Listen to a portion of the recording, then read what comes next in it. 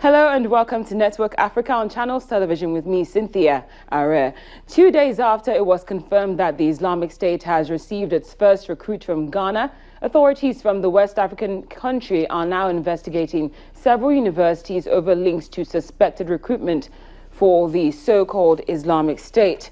National Security Coordinator Yor Donko told state media that ISIS agents recruited students after urging them to join radical online forums.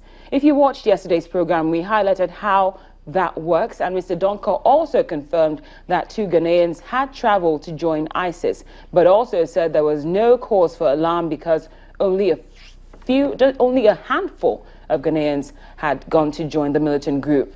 The National Security Coordinator believes that the recruits had traveled through Burkina Faso or even Nigeria before receiving training at a camp in Niger and then making the onward journey to Turkey or Syria.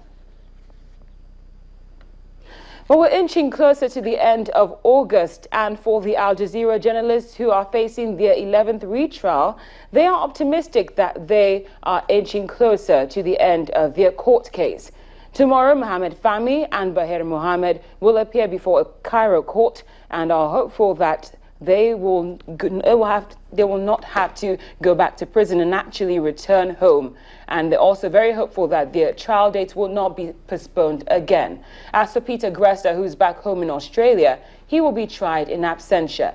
This case, which they describe as a nightmare, began after former President Mohamed Morsi was ousted from power and his party was declared a terrorist organization. The journalists were then jailed for 400 days and more, and after they were released, their retrial dates have been changed several times. We believe that this is the 11th one that is supposed to hold tomorrow. Well, I'm joined from Cairo by one of the Al Jazeera journalists who will be going to court tomorrow, Mohammed Fahmy. Mohammed, thank you so much for joining us again on the program. Thank you, Cynthia, so much for your support from day one in this trial. Thank you. It's indeed an honor, but I have to ask, now that it's the eve of the trial, is your legal team set for whatever happens tomorrow? Well, it's been 20 months, and now we're getting signals that from the government and my lawyers that tomorrow the judge will indeed announce the verdict. We're expecting several scenarios. If we are sentenced and we return back to prison, me and Bahir, which would be a nightmare to go back in a dungeon with ISIS fighters and jihadists, my lawyer Amal Clooney, who is flying in tonight, will be meeting government officials to demand my deportation or a pardon, and hopefully we will not have to deal with that. There's also the other scenario where the judge would come to his senses and declare us innocent and acquitted the way it should be. Or then there may be the third scenario, which is 1 year suspended sentence and our time served would be enough and we'd be able to go home to our families and start our lives again. Well, Mohammed, I have to ask at this point, is there anything that your team might be doing differently that could probably bring this case to an end tomorrow that compared to what has already been done in the past? Well, tomorrow is simply a 10-minute hearing starting at 10 a.m. where the judge comes in and he just announces the verdict. There's no cross-exchange. My lawyer's mission is over for now, but now it's what we do outside the court, what my lawyers are fighting with the government, because the president has issued a decree to allow foreigners to be deported back home, like what happened with Peter, and I have a Canadian citizenship, so I will be fighting for that. But it's very important to realize that there's a political aspect to this case. There's no evidence against this, but the case has been politicized from day one.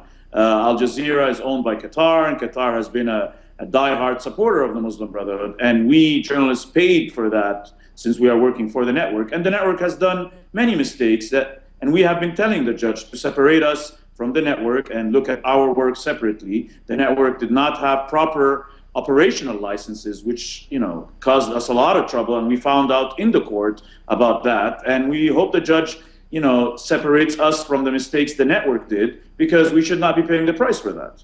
Just before I let you go, Mohammed, with this new anti-terrorism law that was signed a few weeks ago, is there a way that could be used to bring that could be used to your advantage as well as Baher Mohammed's? Because we also know that he's full Egyptian.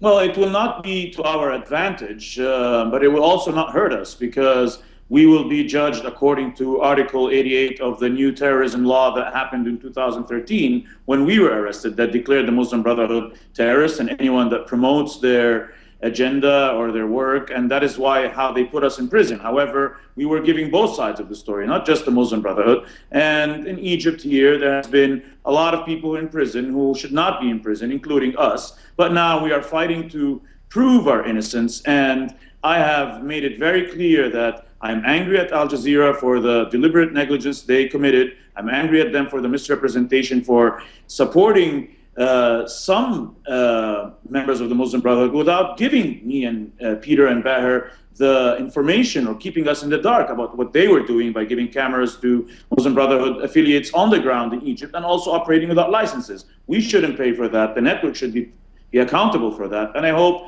the judge sees that tomorrow. Well, indeed, we hope that the judge does see that tomorrow. We wish you well, Mohammed. Thank you so much for joining us on Network Africa. Thank you very much. Thank you for your support. Thank you.